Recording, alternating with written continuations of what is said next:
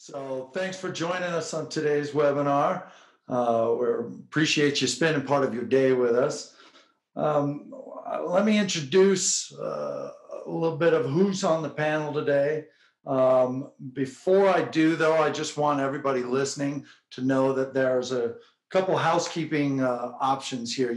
If you want to do, there's a chat box that you can use to kind of chat amongst yourselves, but there's also a Q&A area somewhere on your little taskbar there with Zoom meeting that you should be able to ask a question to the panel, and we will do our best to answer. But on the call today with us is Brian Merrill. He's joining us from normally sunny Utah, but from what I can tell, it looks like there's a little bit of cloud and even some snow out there in the sky. But Brian is the CEO for Western River Expeditions, a multi-day tour company operating trips in the Grand Canyon. He also helps run the Moab Adventure Center, which is a tour company with operations based out of Moab, Utah, where they facilitate taking guests on all kinds of tours and activities, included guided hiking, mountain biking, zip lining, rafting, horseback riding, hot air balloon rides, you name it. So a host of all kinds of things. Mike Smith joins us from Northern Vermont. Actually, he runs an operation in Northern Vermont, but he's joining us from his home in Michigan. And Mike is the managing partner of Arbor Trek Canopy Tours, which is nestled in the hills just north of Smugs Notch Resort and Ski Area.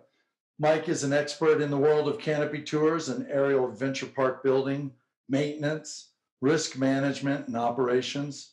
He's helped build or start dozens of companies throughout the Western Hemisphere, is a board member of ACC, former board member of ACT, which is the Association of Challenge Course Technologies. And Mike is also well-versed in website design, management, and digital marketing. We've also got Eric Wyaseth joining us from his home in Western Idaho, where he helps run and manage a handful of companies, including in both Idaho and Oregon. And that includes Orange Torpedo Trips, Whitewater Cowboys, and Eric is an advocate for at-risk and disenfranchised groups and currently acts as the board chair for LEAP, which is an organization that creates opportunities for healing and growth through immersive wilderness programs that support people affected by significant health issues and psychological distress. And Eric, with everything that's going on right now, I think we're probably all kind of qualifying right now we're all going through a little bit of psychological distress. But I just wanted to start with each of you and just find out how you are personally and where you are mentally right now. How is everybody holding up? Brian, how are things in your neck of the woods? You know, we're doing all right. We're in a pretty good place to self-isolate, and my kids are all doing well and sheltered up where they are. This is the first Easter we've ever had without all three of our children home. Everybody stayed where they were and trying to do our part. And but I think we're all holding up pretty well, you know. Good. Psychologically so far. Good. Everybody's. I know, Mike, you mentioned earlier you decided the kids complained they were bored, and so you, of course, took out the hair clippers and went after them. Is that what you were saying? Yeah, cleaned up the hair and the tears. Was an okay first try, but I haven't had a lot of practice in cutting hair in a number of years. Yeah, really. That took care of itself. What about you, Eric? How are you in your neck of the woods? I mean, good. We're living where I do in Idaho. If you're going to be holed up somewhere, it's a pretty good place to be. So it's pretty easy for us to get out and roam around, and we have a bit of space to roam and get outside. So it's nice. Granted, it's also snowing here today, so. Oh, it is. Yeah. That's kind of a downer, I suppose. But yeah, it dropped. I'm in Sandy, Utah, just on the south side of Salt Lake Valley. Got awoken last night. Well, I wasn't quite asleep yet, but I was laying in bed reading to the kid, and the house started shaking because we had a 4.1 something earthquake again, another earthquake that we.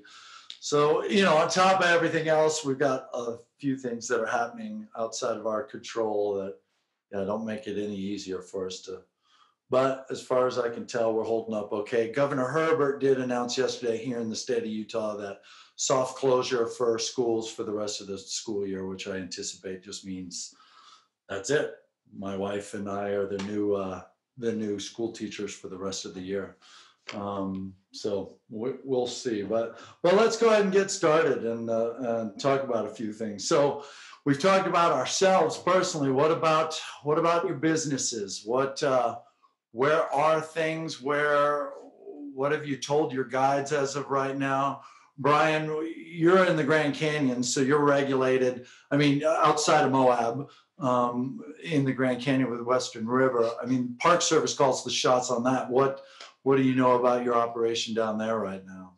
Yeah, I mean, as of now, we know that the park is closed, or the river operations in the park are closed through May 21st. And they've told us that's a hard and fast date. They are going to reevaluate regularly as they go along, but they said they have no intention of shortening that. So, and then in Moab, which is where the Moab Adventure Center and all those tours that we are based out of there leave from, we know we're closed through May 4th.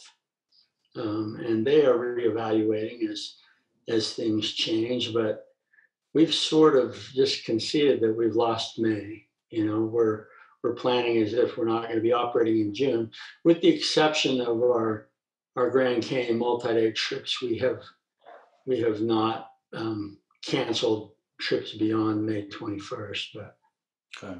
You know, we're trying to remain optimistic, but that's our status currently. And you're right, we're at the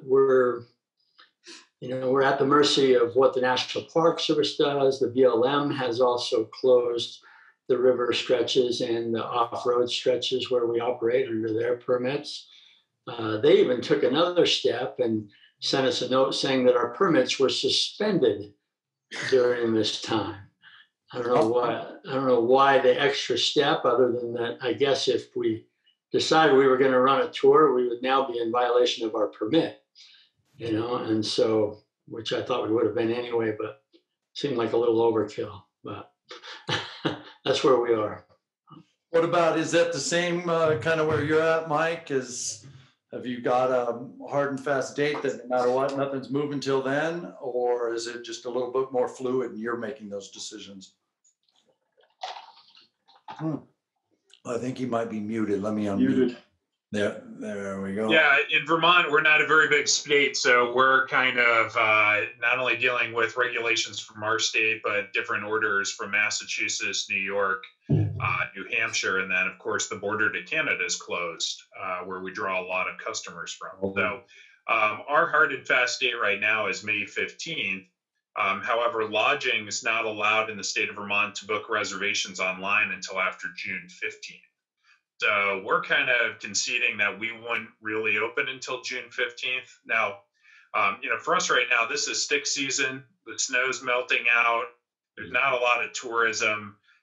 It's really a maintenance period for us. So we're hoping that we're allowed to start going back into the woods and do maintenance soon. For right now, that's prohibited as well. Okay. Eric, same thing.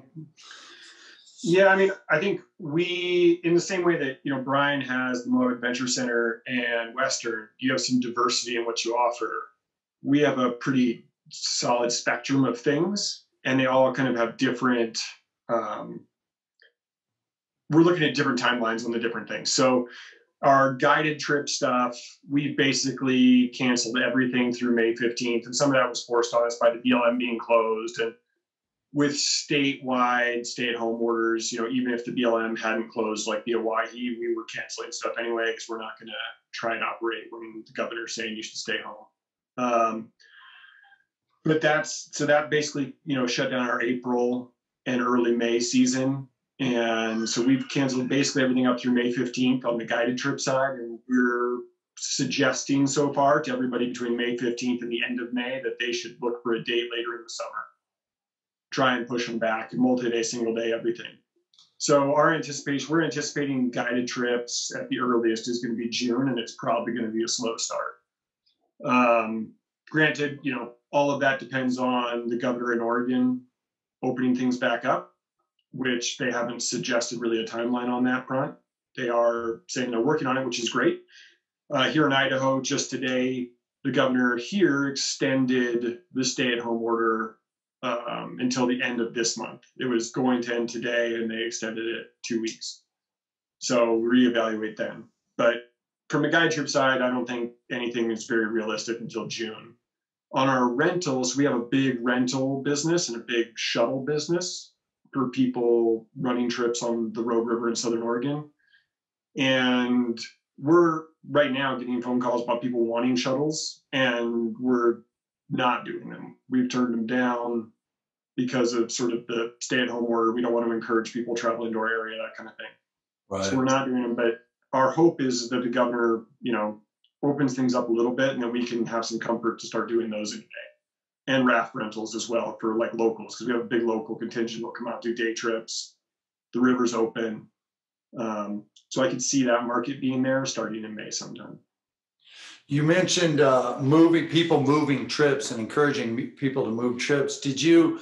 How did you deal with that at the beginning? Was it were people just calling up and immediately canceling, or were you all encouraging people to move to later on? And how successful was that? I'm just curious. Was there any incentivizations that you were able to kind of leverage? Like, instead of us giving your money back, maybe we can do this. Did you try that at all, Eric? Not so much. I mean, I think there's some people out there that have done move your money and you'll get 10%. The same trip you were booked on is gonna be 10% cheaper next year, that kind of thing.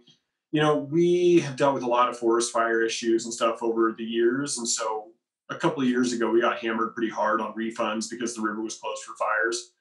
So we changed to a pretty hard no refund type policy on multi-day stuff, and really encourage buying travel insurance and all of that kind of thing. So I think we start our conversations with our people with here's our normal policy, which is pretty hard. And then, but because of this, we're doing things a little differently. And it's a personal conversation we have with folks, every person, I think. We also got out front early, like the day after the NBA shut down, we had stuff on our website about here's where we are. We want everybody just to calm down. Let's let this play out a little while. Let's not, start making decisions on things in July. Let's see where this goes.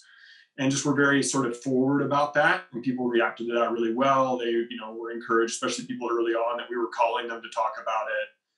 And in the stuff we've posted, we've put things in there like, we are a small family business. We really would appreciate everybody, like you're buying gift certificates for your favorite restaurant in town to help them out. Delay your trip, don't cancel it. Support these rural communities that need you to come to them eventually by just delaying your trip. And people have been really responsive to that. So. Right. Brian, people book the Grand Canyon trip sometimes a year and a half in advance, if not even longer. And your trip would have started this month. Is that right? Our first launch was supposed to be April 1st.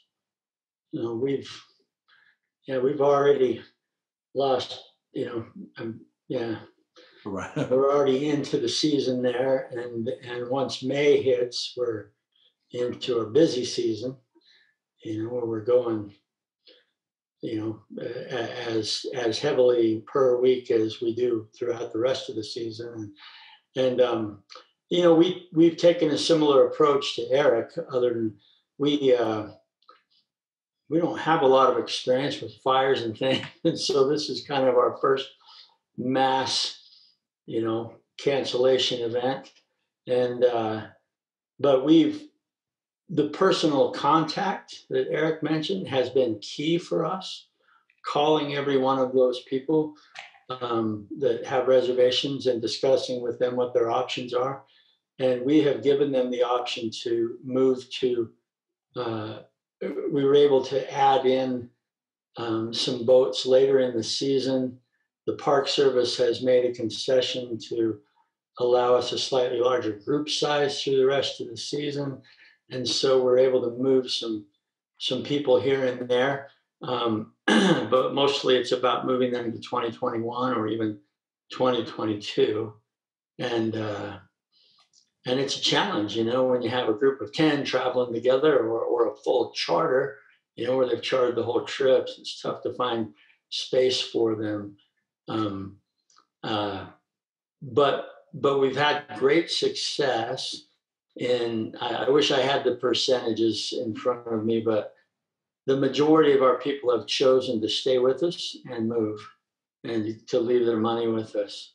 Um, uh, and then on the trips that were actually canceled, where we've made the choice to cancel the trip, in these cases, because we don't really have a choice, but Right.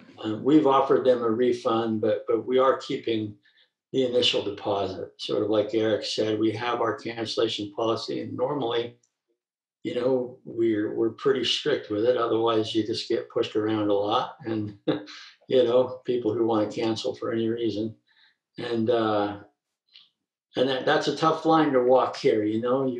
We find ourselves. I mean, it's always tough enforcing those cancellation policies, because you hear a lot of compelling stories, and we've given our people a little more flexibility in this case. Truly, somebody lost their job, and and on and on and on, and we've given them some flexibility, but for the most part, we're at least keeping the deposit, but having those personal conversations, and we're finding great success with that, and people are glad that we're reaching out to them, and they still want to go on a trip. That's the thing we realized early on. Most of them still want to go. Now we're starting to get into more of those people who are just completely freaked out, and regardless of what's coming or not, the unknown is too much, and even if we're 100% confident we're going to run that trip at the end of August, they still don't want to go. And so we're having to deal with that, and taking a little harder line with them, saying, hey, the trip's going. You're probably going to be able to fly. Social distancing things will probably be more relaxed by then. We're not ready to cancel yet, but it gets harder and harder. One of your business associates is listening in and said that 22% have chosen the expedition credit. Mike, in your case, have you guys just, as soon as shutdown started to happen, was it just refund everybody, or what about the folks that still kind of have? Are they still on the books, or is everything canceled and off the books now for the summer? Where are you percentage wise with that? Sure. Once this started happening, most of the groups that we had on the books for late spring, early summer were our camps and our schools, and they're returning guests year after year. They typically pay a deposit and then the full amount prior to coming out. But in this case, we've refunded them.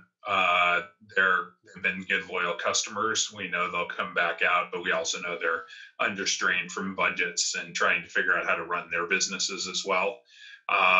This time of year is when we really start booking up this summer. So we just haven't seen a huge influx. We do have a number of calls coming in now for large celebration events for corporations, 40 or 100 people wanting to come out and celebrate that they're back together.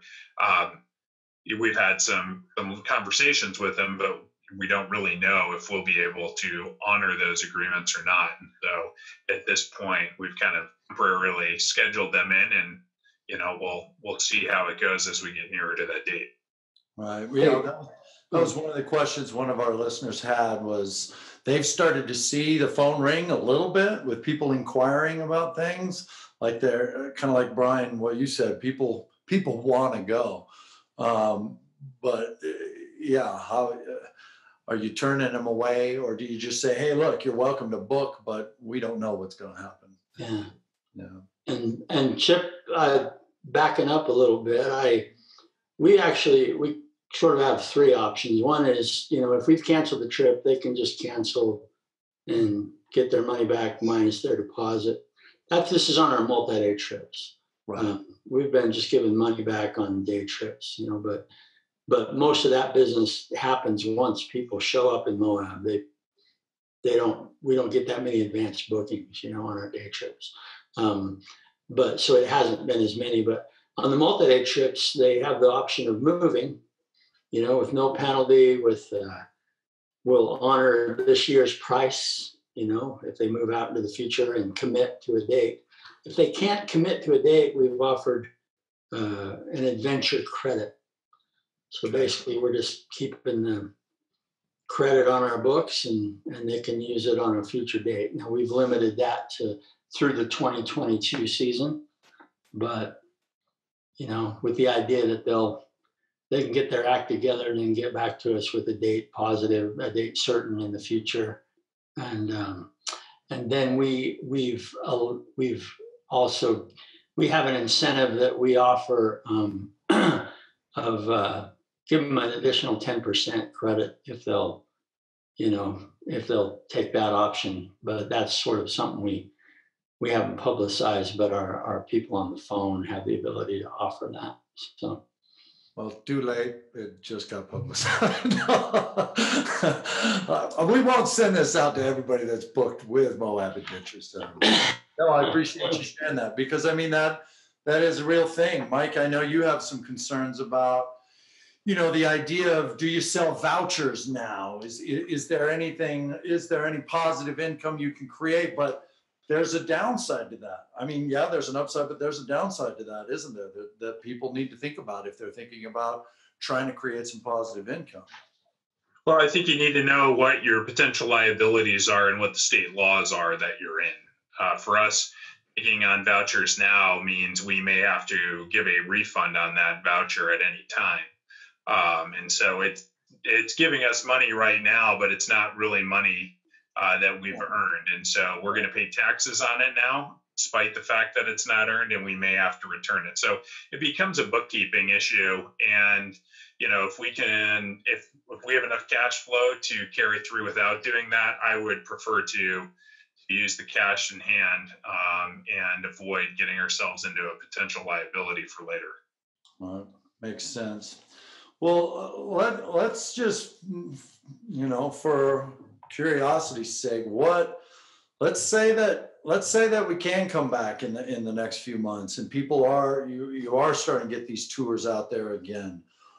But what if it comes down to a scenario where you're allowed to operate, but you have to operate within, kind of like the original idea was that, groups of 10 people or less. Have you thought about that in your business right now? Could you come back and operate trips that way?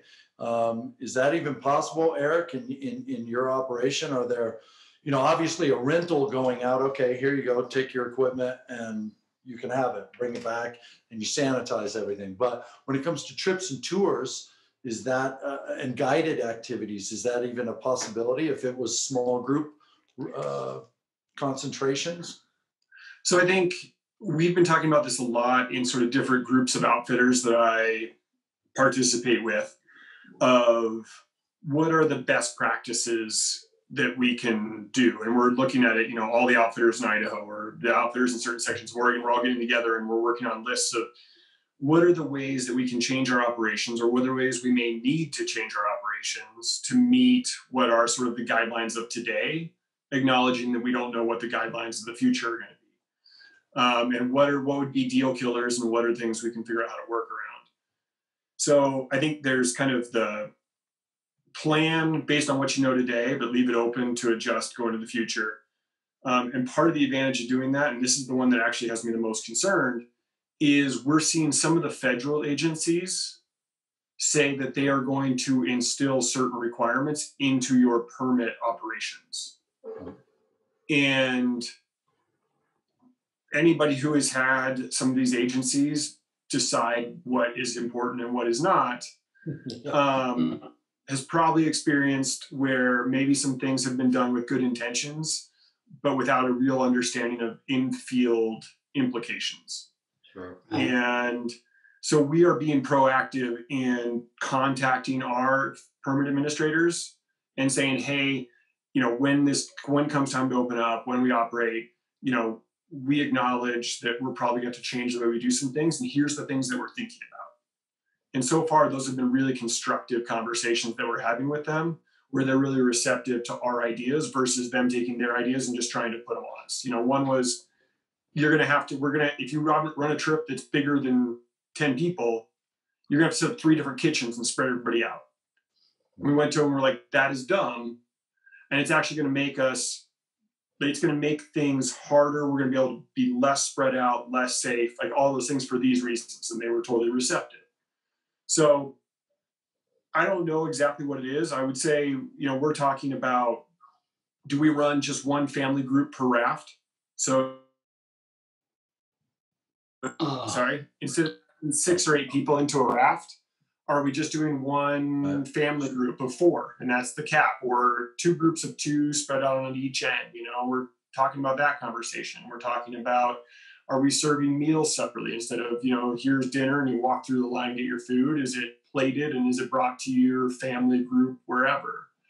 But to be honest, the one that all of us have gotten the most hung up on, the one we can get our head around the least, is getting people to and from the river. Transportation.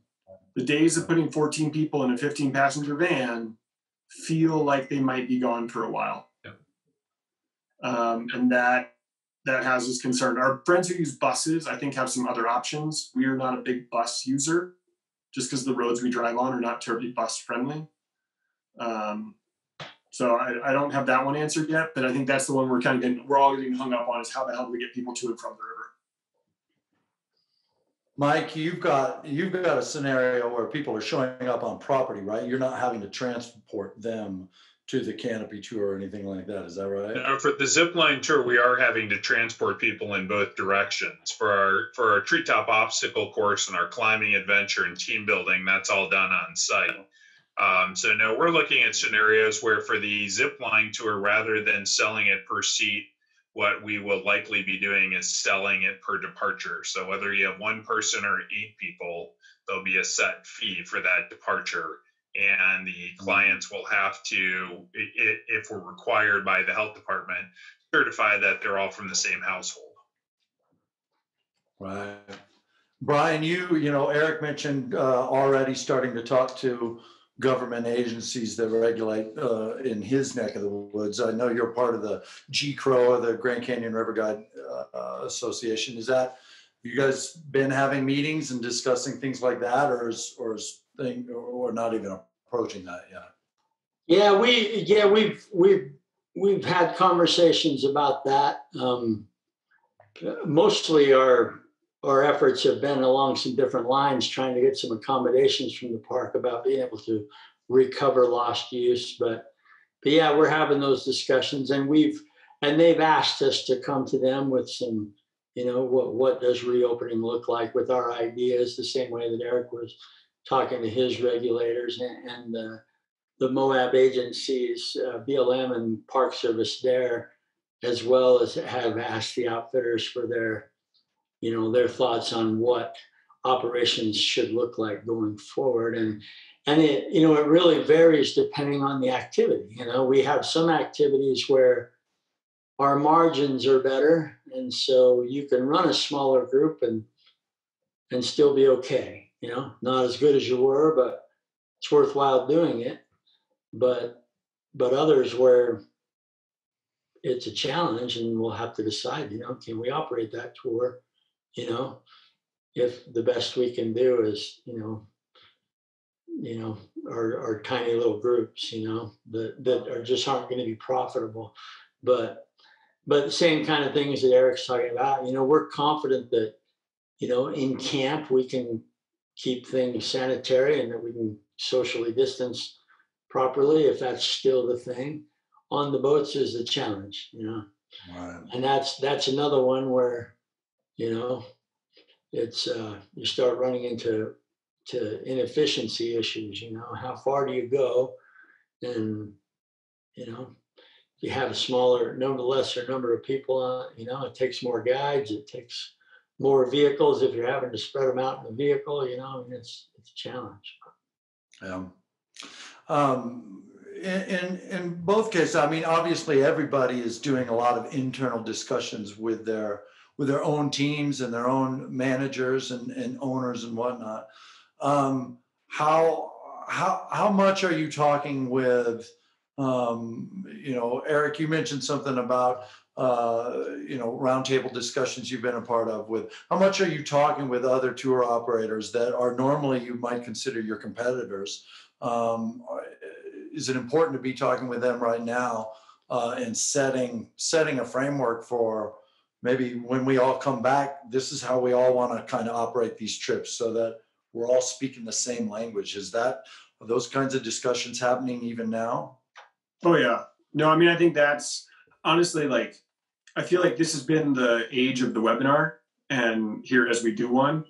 And there's lots of great information to be gleaned from webinars, I mean, especially this one. But the most important thing I've done probably in the last 3 weeks is meet with fellow outfitters. So again, because we've dealt with forest fires and all sorts of other stuff in the past on the Rogue, a number of years ago, we started an organization of outfitters where we have one annual meeting and we have like a Google group where you can send things out, it goes to everybody. And we're able to speak as one voice to, the idea was to speak as one voice to our administrative agency instead of a bunch of different outfitters. And over the years, we all became really good friends through that.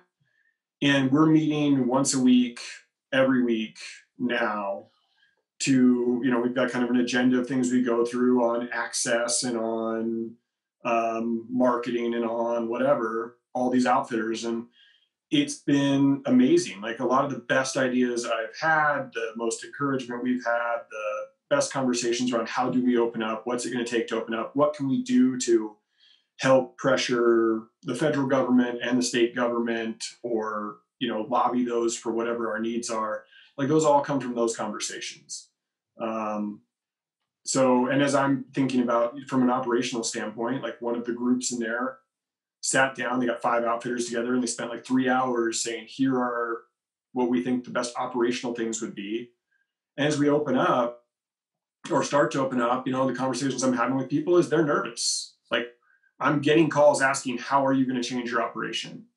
And if we're all aligned, then those conversations are going to be better with people. If we as a community can come out and have new press releases and all this stuff about we as the Rogue River Outfitters are doing this so that this place, to help bring you here and socially distance and all that kind of stuff, that's going to help ease people's minds. Because I think there's a couple pieces to this opening back up. There's solving the health problem and having, actual solutions in place to allow people to travel and all that. But there's also going to be the mental problem of people being scared and wanting to stay home.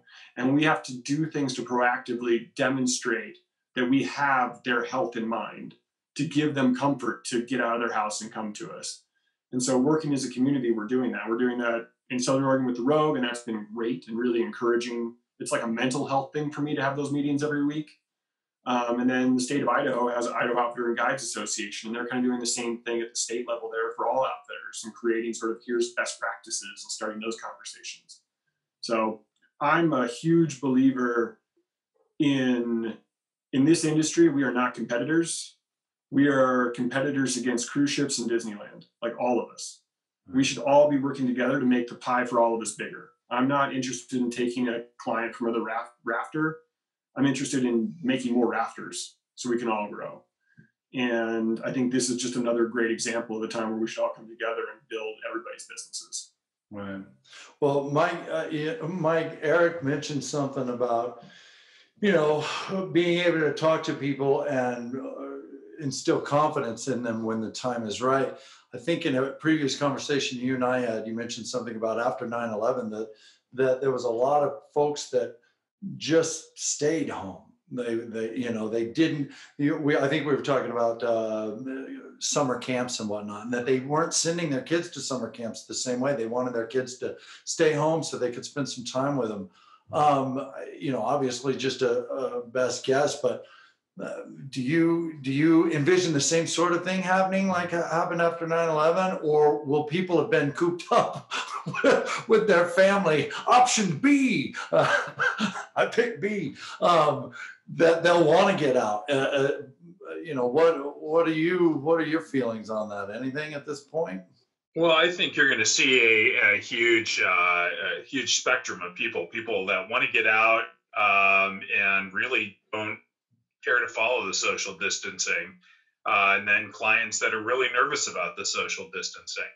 You know, in the aerial adventure park community, we're fortunate to have the Association for Challenge Course Technology and a magazine called Adventure Park Insider, which are putting together a bunch of huddles and meetings so we can talk about this. Yeah, wonderful. But we have a lot of concerns of how do we go ahead and sanitize the harnesses and the helmets and the gloves and the trolleys and all this between uses. So I think this is going to change not just short term, but long term thinking about how we do all this and how we run our business. Now, I've never been a big person to talk about safety and use it as a marketing ploy. And my opinion's kind of the same on this COVID. I think you have to have a very well written script as to what you're doing. But I get really turned away as a risk manager when I go to a site and I see people say stuff like safety is our number one priority. Well, if it was, you probably wouldn't be running a zipline business. You know, the reason people come out is for adventure and to accept risk. I think what you need to do is very clearly identify and communicate with them what are the risks and how are you trying to mitigate those. And it's up to a conversation between you and the customer as to, you know, whether both of you are comfortable entering into it. I'm far less worried about protecting our customers. I'm much more worried about protecting our staff. Right. That's a good point. Yeah, you plus your operation is right up there near the Vermont border. I mean the Canadian border with Vermont. I imagine that the first travelers are going to be, you know, people within their own country. So what's the border like there with Canada? I mean, is it just shut down? I mean, people are used to being able to go back and forth. Is that all different now? I'm actually not in the know about that.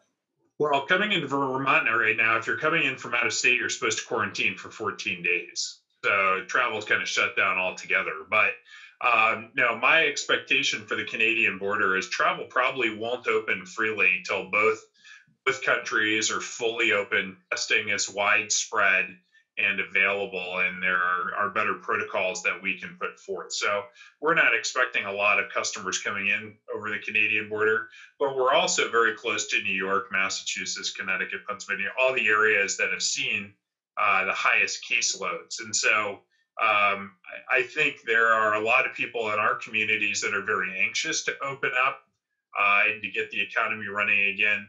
But at the same time, I think there's a real risk that if we open up too soon and allow people in and we're not really cautious, that it's our locals that are going to take the brunt of the hit.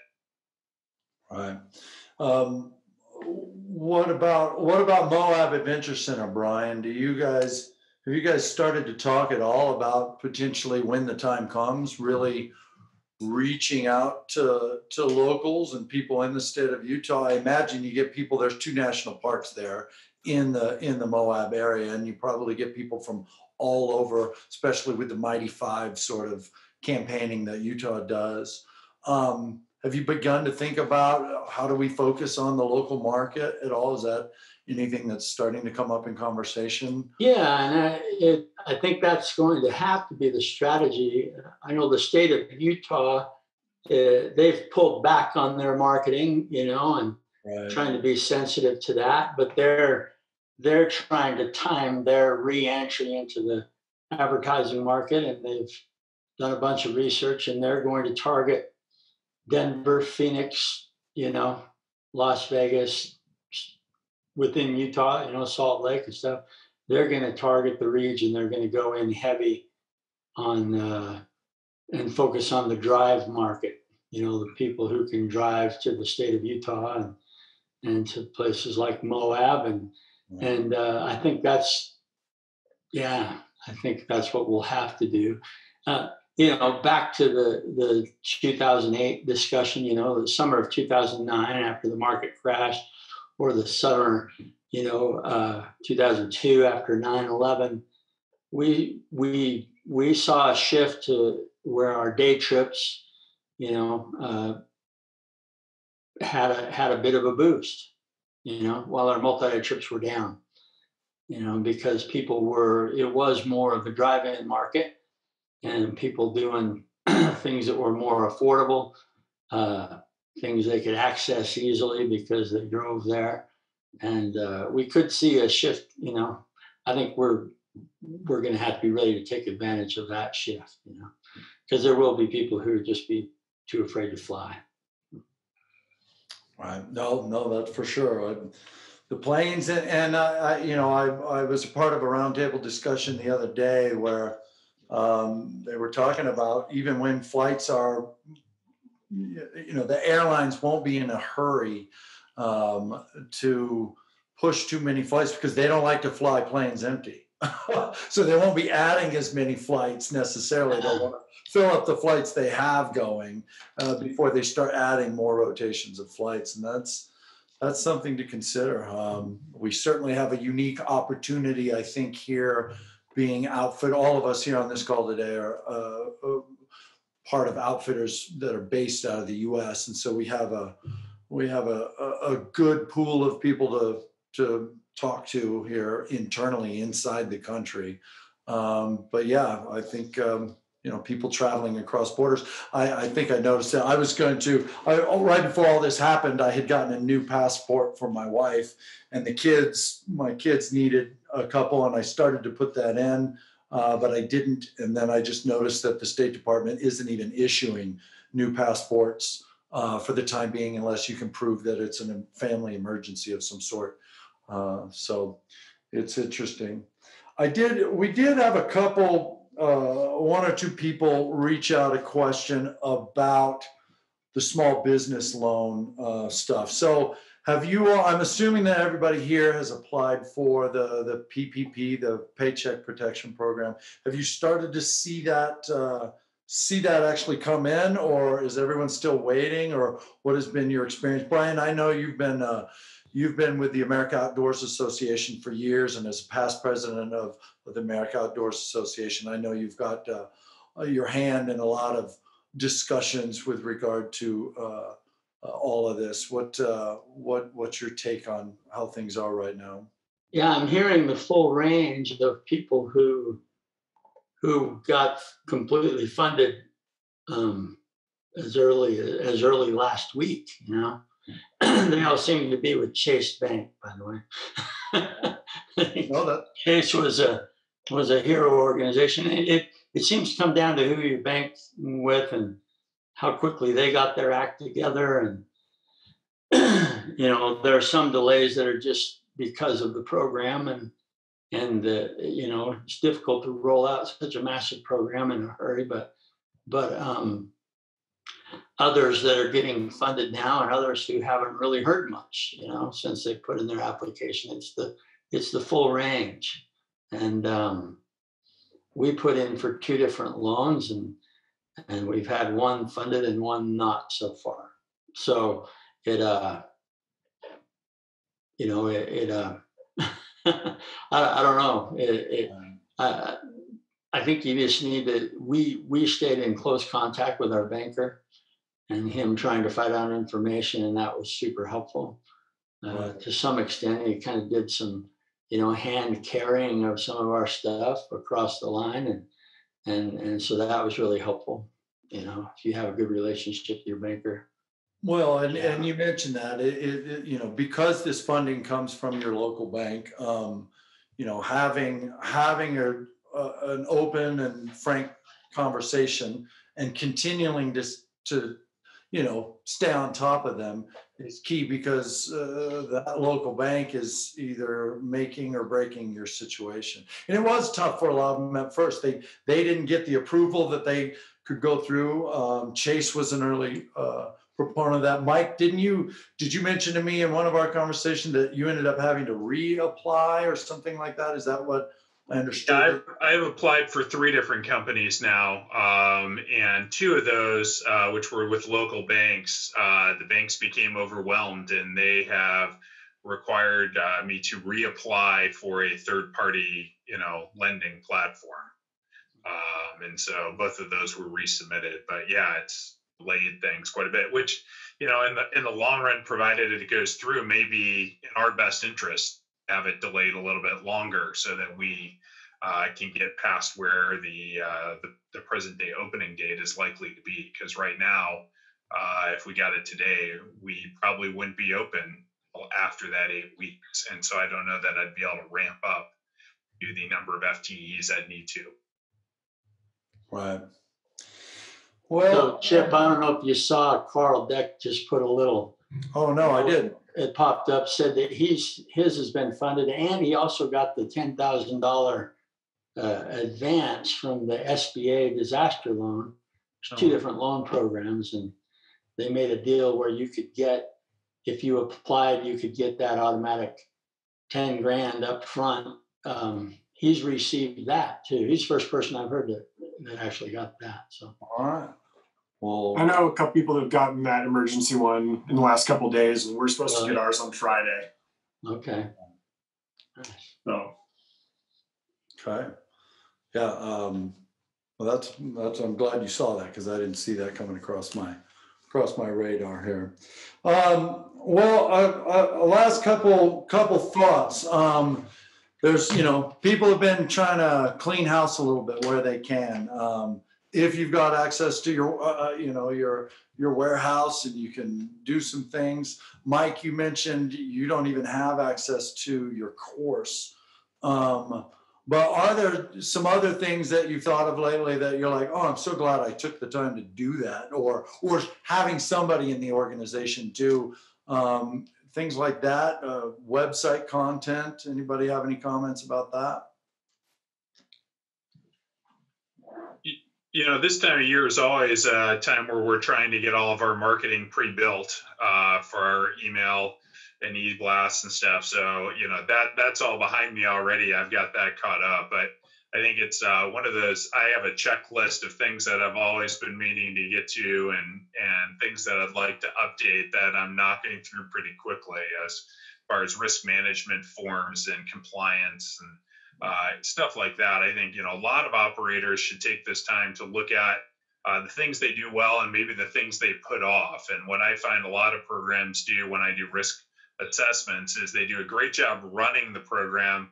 They do a terrible job documenting what they're doing. And so this may be a good time to catch up on documentation. That makes sense. Anything else to add there, Eric? Yeah, I mean, we're kind of doing the same thing. We, onboard a decent number of employees every year. We have about 100 employees between 2 states, and onboard probably 20 to 30 new people a year out of that. And that process has always been pretty good, but it's kind of very hands-on, like I'm teaching you this thing. And so we started with an organization called Trainual a couple months ago. It's an online, onboarding staff training software where you can put videos in and all that. So I'm like 70 hours into that process, which at the same time as going through it made me realize, hey, I need to update this policy, or I need to change this, whatever.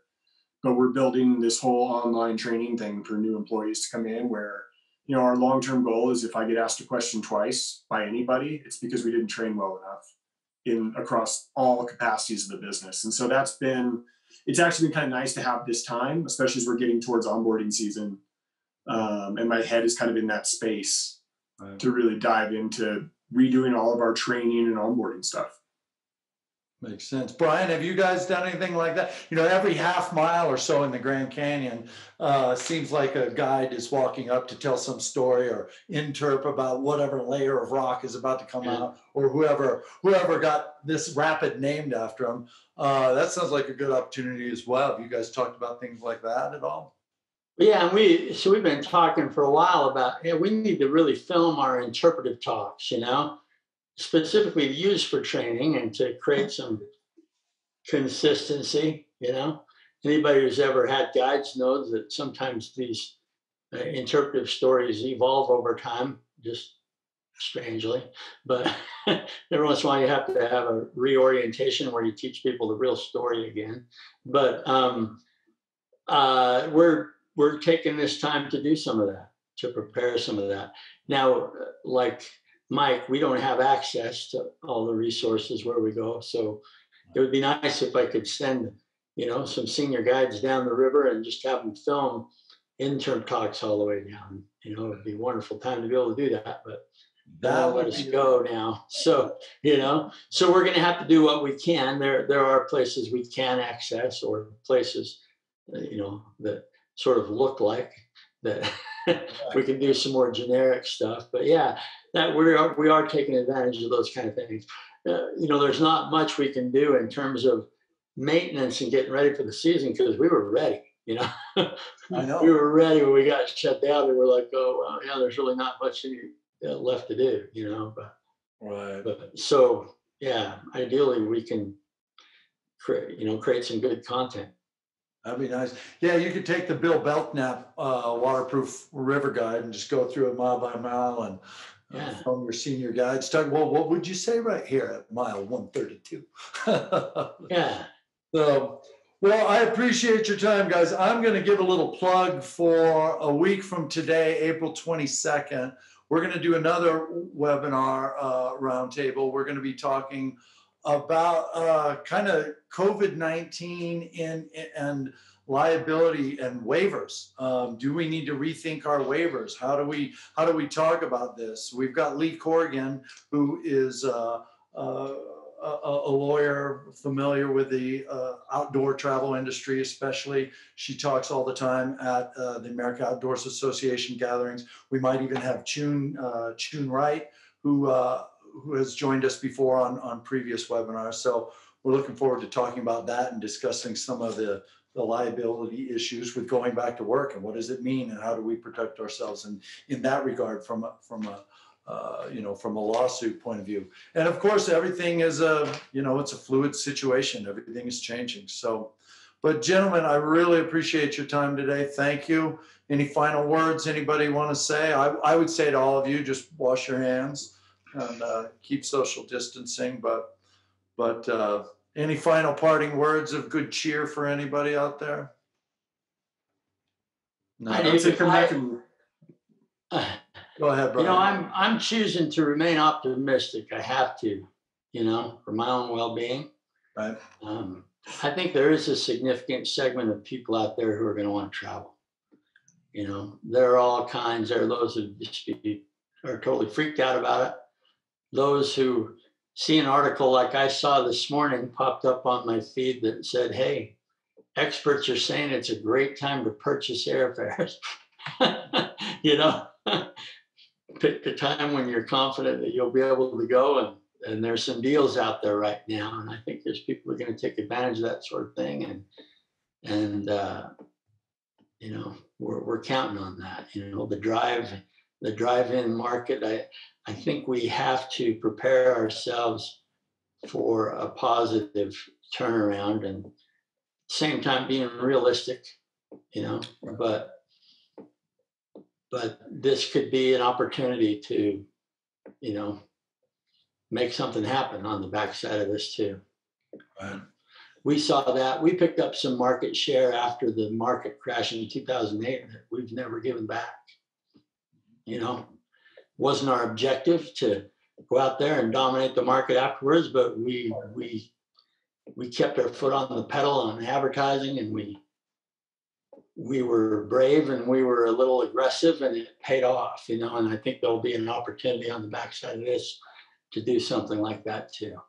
Well, I think you're absolutely right, Brian. The companies that either already are strong, or those that figure out how to stay strong and will be stronger in the long run. There'll be others. You'll need to know what your breaking point is. Mike, you mentioned in one of our talks that we had, you need to know how to run your own numbers. You need to be able to look at things and be honest with yourself. Isn't that right? Well, I think you need to know what your risk and what your potential exit point is. I'm less concerned about when we open coming up right away as to what do we do if our staff gets sick. Because once we turn on the spigot, we've then incurred another level of expenses.